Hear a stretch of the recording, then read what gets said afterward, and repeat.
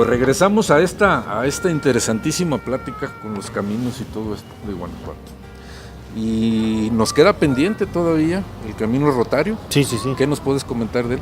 Bueno, este camino rotario, en realidad no es un solo camino el que entra o converge a la ciudad de Guanajuato, a sus reales adyacentes a lo largo de los siglos XVII y XVIII. Si nosotros revisamos los mapas o los dibujos o planos mapas más antiguos, como el de Humboldt, podemos encontrar que todavía él consigna el camino que ustedes mencionan, ese camino que subía por Pozuelos y luego bajaba al Cerro del Gallo y luego ya penetraba por el Tecolote.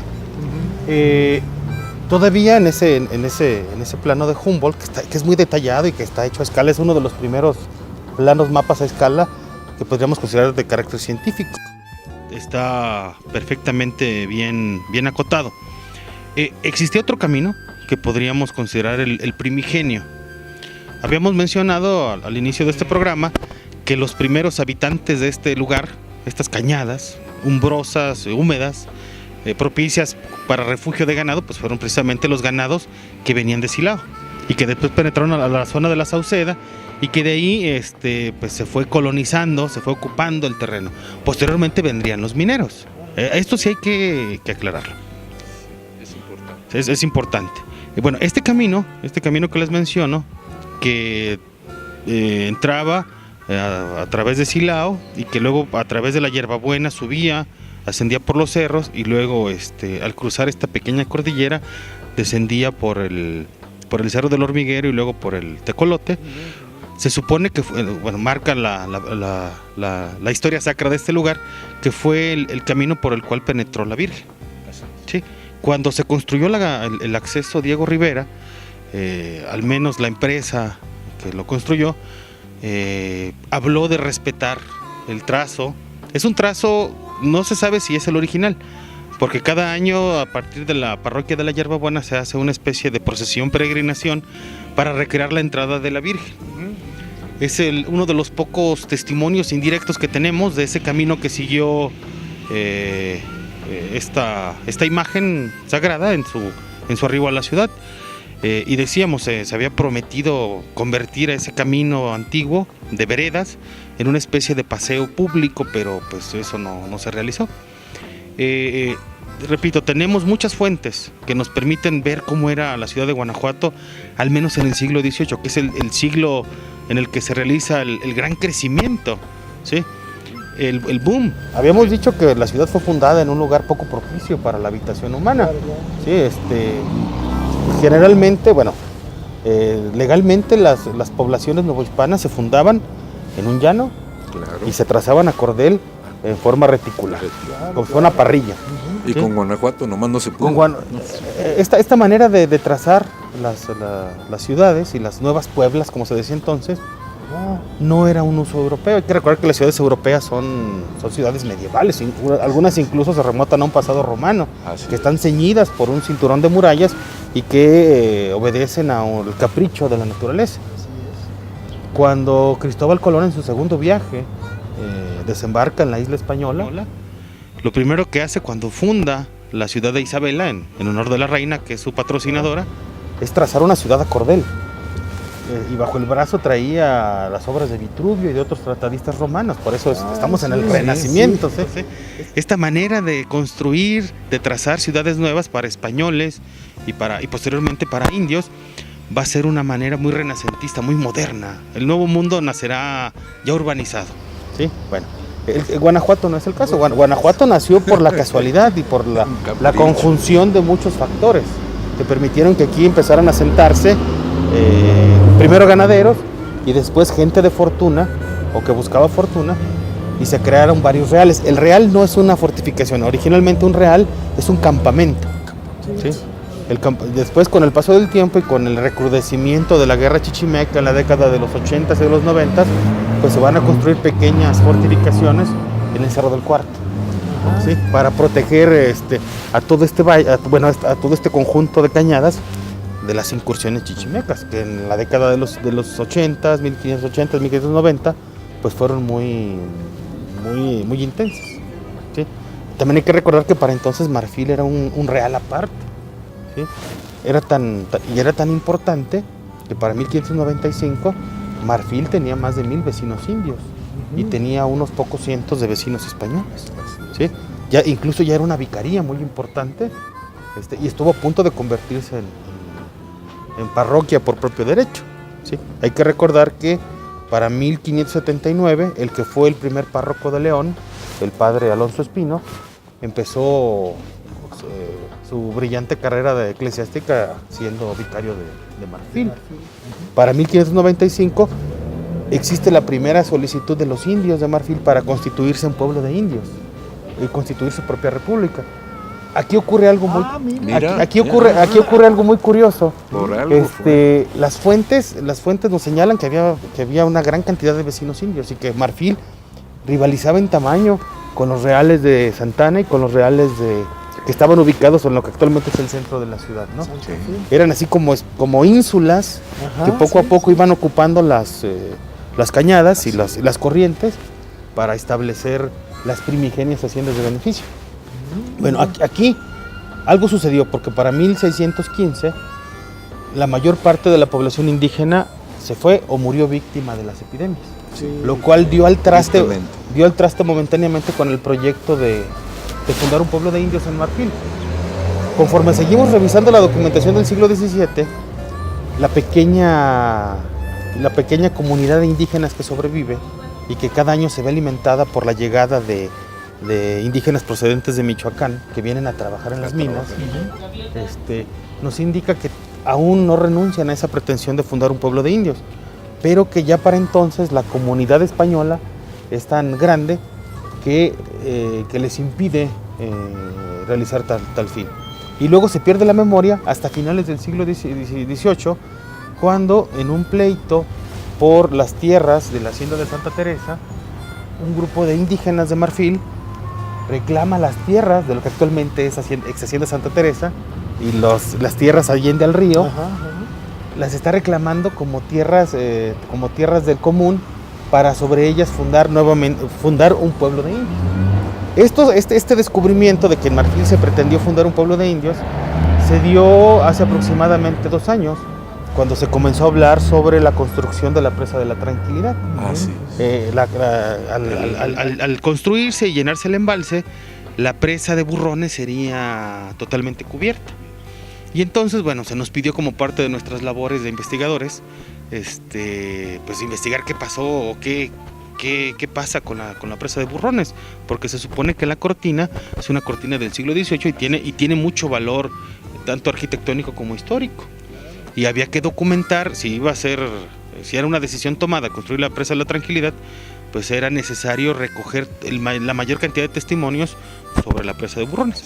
Y esto permitió, esta cosita, este pretexto técnico, permitió que en la búsqueda que se hizo en el Archivo General de la Nación y en el Archivo Histórico de la Universidad de Guanajuato, que empezaran a salir estos documentos que nos llevó a localizar esta pista sobre este fallido pueblo de indios de Santiago de Marfil. Son historias fenomenales que pues están ahí y que pues dada la manera que todavía se sigue historiando en algunos casos, pues no se recurre a los archivos, solamente se buscan documentos. Hacer historia no significa juntar o coleccionar documentos para ver quién tiene más documentos. Se trata sobre todo de hacer investigación de fuentes primarias, como son los archivos, fuentes secundarias, como son los libros ya publicados, y sobre todo someter esta información a una crítica, a un análisis, a una interpretación, y sobre todo someterlo a una teoría de la historia que ya el historiador tiene que poseer para darle sentido a estas realidades pasadas. Sí, si me permiten, estos descubrimientos son tan importantes que vienen a encajar precisamente en los tiempos perdidos. O sea, hay en la parte histórica hay tiempos que no se sabe qué pasó porque a veces no sabemos bien dónde están documentados, en qué archivo, en qué acervo lo podemos encontrar.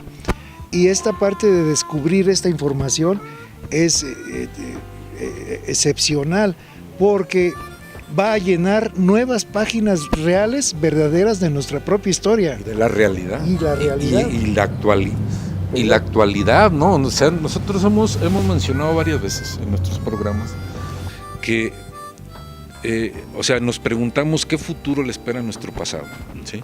Con esta presa de Burrones y la cortina que estás mencionando, ¿sí? Ahí como que a mí en lo personal me llama la atención, ¿no? O sea, ¿qué es lo que va a pasar? Porque es parte de nuestro pasado. Estábamos hablando de un vestigio de un patrimonio importante, ¿no? Y así como esto, pues hay muchas otras cosas, pero que solamente se dan con una investigación profunda, con una investigación bien válida y con las fuentes que se deben de considerar, ¿no? Sí. ¿Tú qué opinas de esto? O sea, de considerar o de que nosotros nos cuestionamos mucho sobre el futuro para nuestro pasado. Bueno, como investigador del INAH, específicamente del Centro de INAH Guanajuato, a mí lo que me da mucha esperanza es la formación de nuevos recursos humanos a partir de una investigación histórica de carácter científico, lo cual pues nos mantiene un poquito exentos, ajenos a los salvajes intereses de la economía, que es lo que está, que es lo que está predominando. Cuando se inició la excavación para hacer el centro comercial que actualmente está en el Cantador, donde estaba la exagencia Ford, resurgió esto con me dio mucho gusto que esto permitió que la sociedad se volcara, que estuviese atenta a los periódicos, a toda la información que pudiese surgir de ahí, ¿no? Afortunadamente me tocó ser parte de esa comisión dictaminadora, en la cual junto con un arqueólogo se realizaron, y un arquitecto, se realizó el peritaje, ¿sí?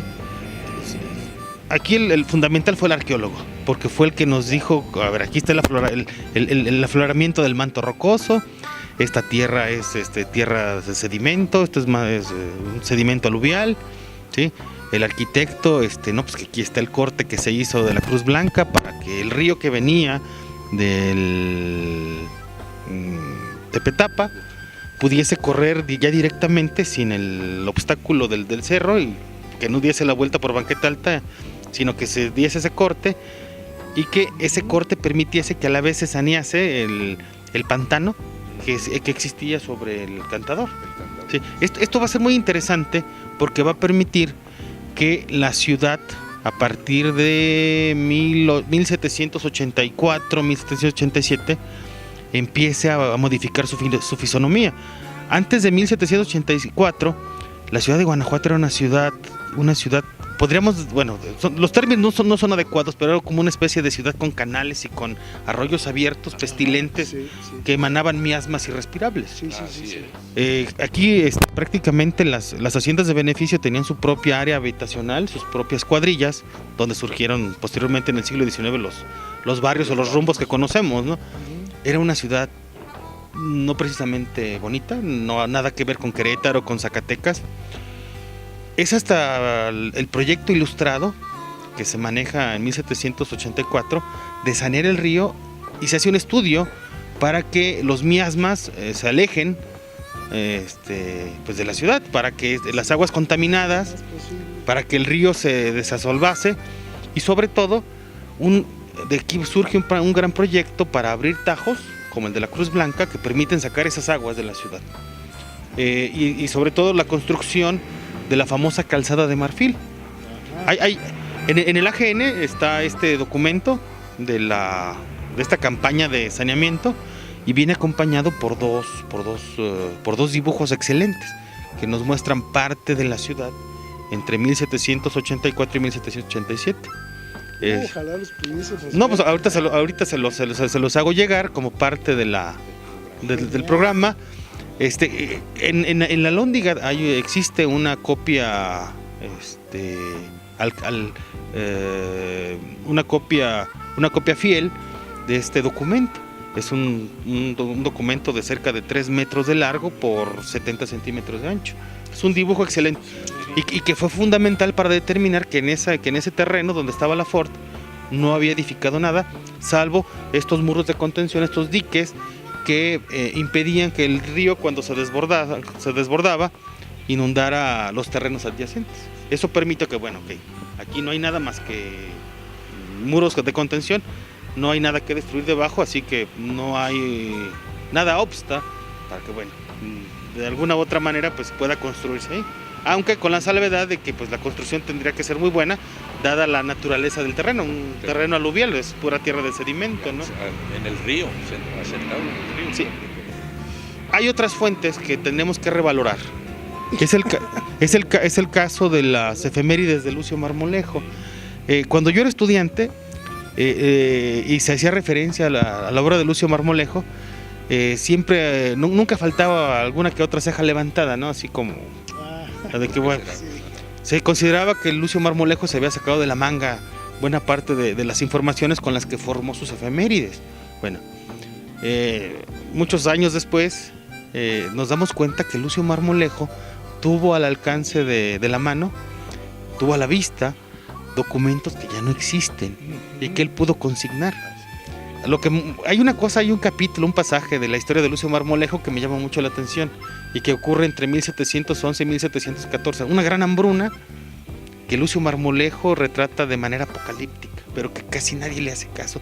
Incluso él menciona que hay un señor que escribió una memoria de esta hambruna y en el cual se dice que pues, los padres vendían a las hijas para no morir de hambre o las vendían que se prostituyesen para que les dieran de comer, pero que fueron los peores años de la ciudad desde su fundación desde que se estableció en el siglo XVI. Bueno, en nuestros días, bueno, Lucio Marmolejo es una fuente indirecta que nos permite establecer conexiones, establecer cruzamientos con otra documentación, no necesariamente de Guanajuato, pero sí de la Villa de León,